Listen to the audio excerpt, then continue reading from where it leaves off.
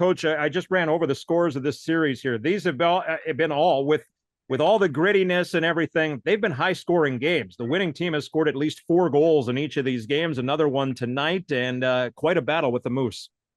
You know what? It was a competitive game. There's lots of hitting, some little post whistle stuff. Both teams were competing hard. It's that time of the season.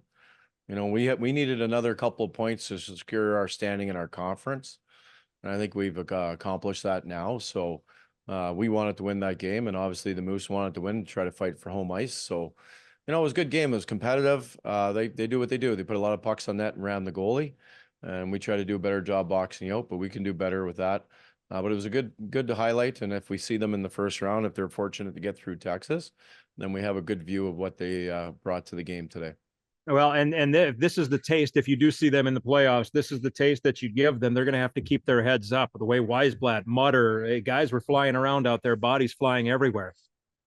Yeah, you know, it's you know, we played these guys 10 games in playoffs the last 2 years, so Right. we've gone to distance. They've been very close.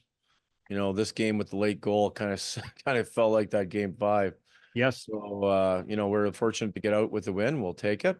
But no, it was very competitive. Mutz had a couple of big hits, and Ozzy was instigating and hitting guys. I thought the group, we wanted to challenge him. Walsey had some good hits too. So we needed to answer the bell against a team that is strong and very direct, and I thought we did a decent job of it today.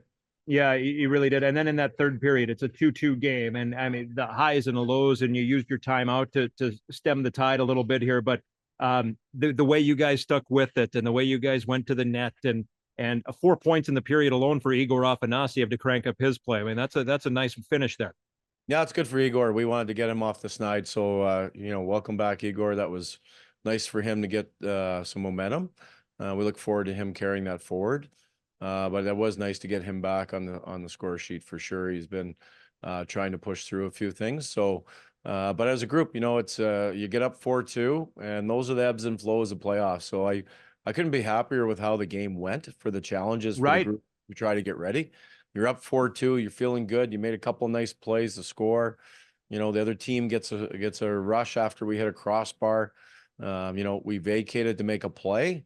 Usually I'd be mad, but we had a really good chance, and they countered and scored. They're a good team. And then they came right back at us, and they stripped a young defenseman in the situation. They were able to score. So now it's 4-4. I knew the other timeout was coming from the clock. I just felt we'll take the double timeout and take a breath here.